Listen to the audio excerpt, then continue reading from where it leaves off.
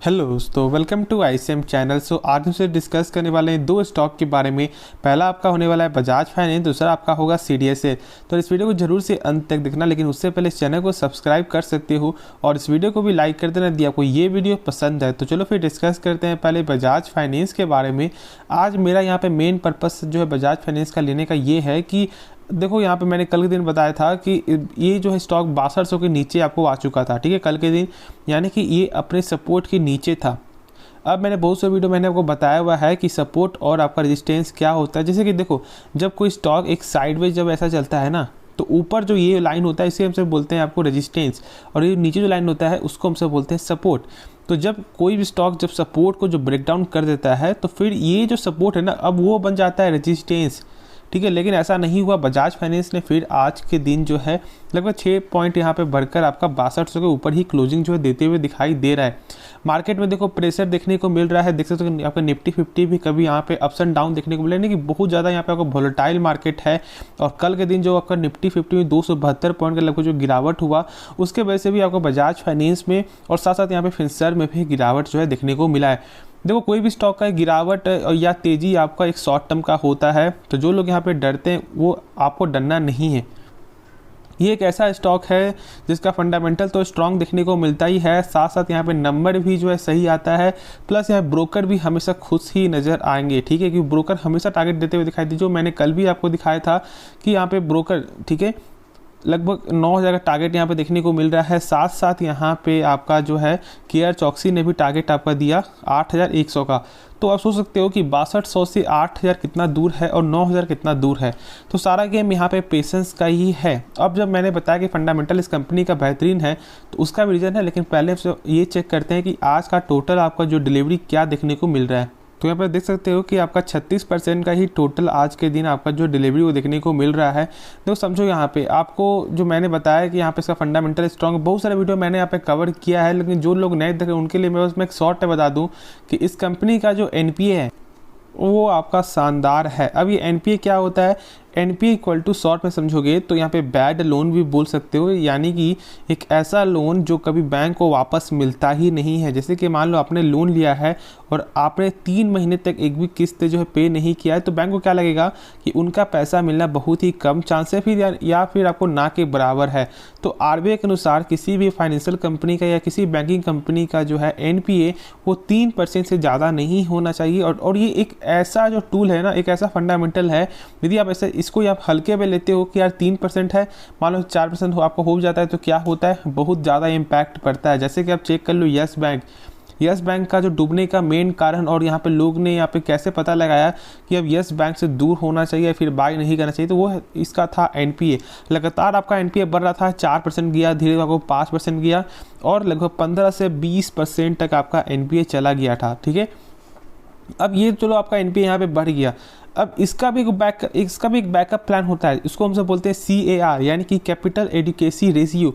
एक ऐसा टूल जो आपको ये बताए कि जैसे कि मान लो एनपीए यदि लगातार बढ़ रहा है, तो क्या उनके पास बैकअप में कुछ पैसा है या नहीं। तो आरबीआई के अनुसार 9% का बैकअप होना चाहिए, ठीक है। अब यहाँ पे क्या है कि इस कंपनी का तो कैश की कोई कमी नहीं है।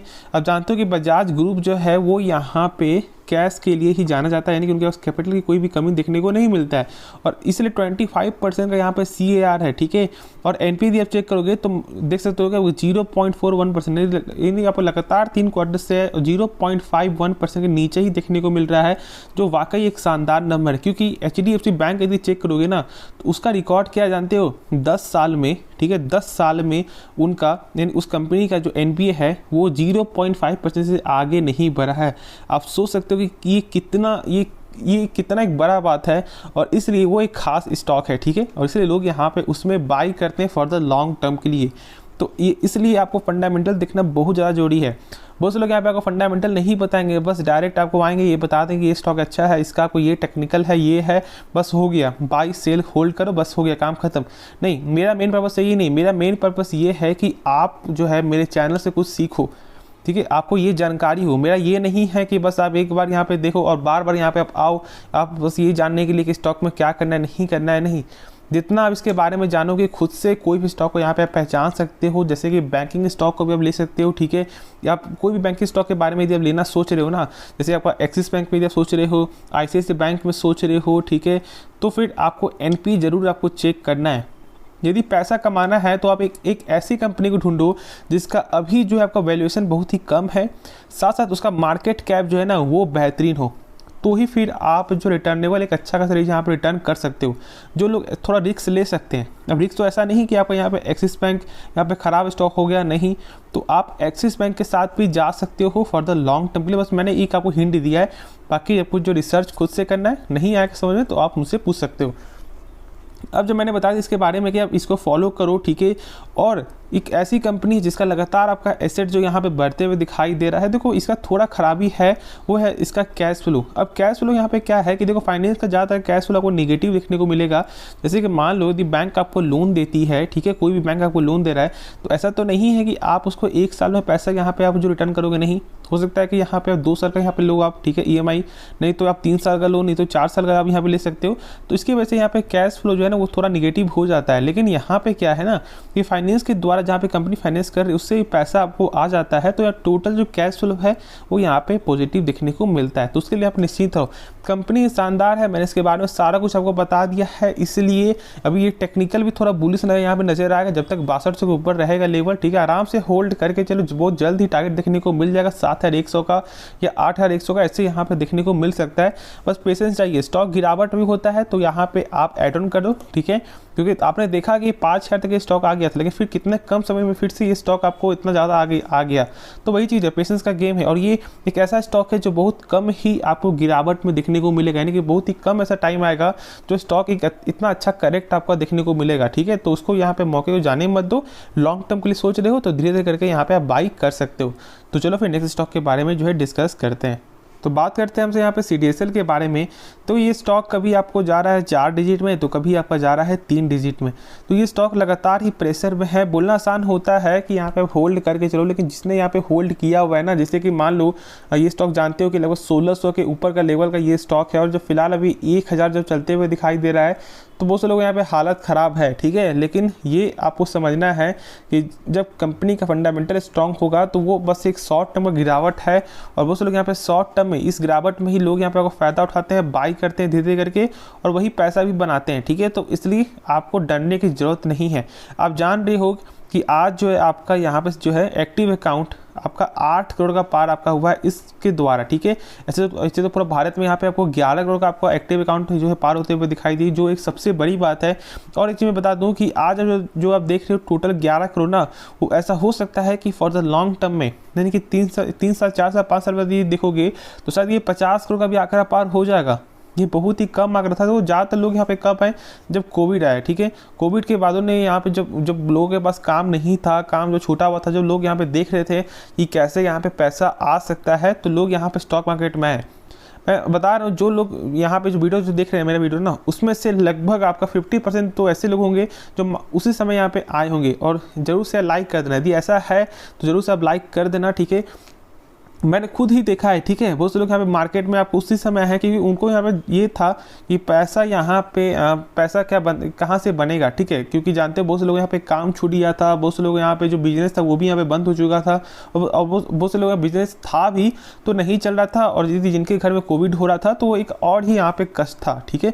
तो इसलिए मैं जानता हूँ कि यहाँ पे कोविड का यहाँ पे क्या आपका कष्ट है, ठीक है, क्योंकि यहाँ पे मेरे घर पे आपको हुआ है, तो वो एक अलग बात है। तो मैं आपको इसलिए मैं बता रहा हूँ कि यहाँ पे कंपनी को आप समझो, एक ऐसी कंपनी है जो आपको लॉन्ग टर्म सस्टेन करेगा ही। और आज के आपको युवा, ठीक है, चेक करोगे तो लगातार ही आपको स्टॉक मार्केट में जुड़ रहे हैं, और ये चीज़ जरूर फोकस करना, ठीक है। पहले क्या था कि स्टॉक मार्केट ज़्यादातर यदि आप देखोगे तो लगभग 30 साल 40 साल लगभग 40 साल प्लस ही लोग यहाँ पे स्टॉक मार्केट जुड़ रहे थे। लेकिन अब यदि चेक करोगे तो आपको 18 साल के ऊपर भी लोग जो स्टॉक मार्केट में जुड़ रहे हैं, और वो यहाँ पे इन्वेस्ट कर रहे हैं फॉर द लॉन्ग टर्म के लिए। तो ये बस यही एक आपका डायरेक्शन है कि कंपनी लॉन्ग टर्म में ग्रो कर सकती है, और यही सोच समझ कर आपको चलना है फॉर द लॉन्ग टर्म में।